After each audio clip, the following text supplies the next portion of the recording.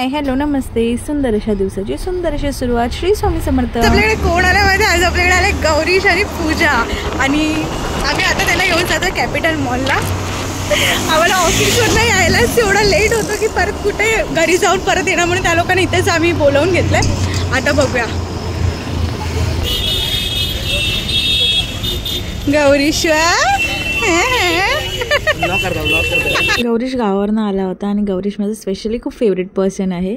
पोचलो होतो कॅपिटल मॉलमध्ये आणि लास्ट टाइम आम्ही मॉलमध्ये आलो होतो तेव्हा सोबत आमच्या होती प्रतीक्षा आणि Kishan. And this time Pratiksha Kishan we miss you so much. चल चल ते लोक कुठे पोचले बघ.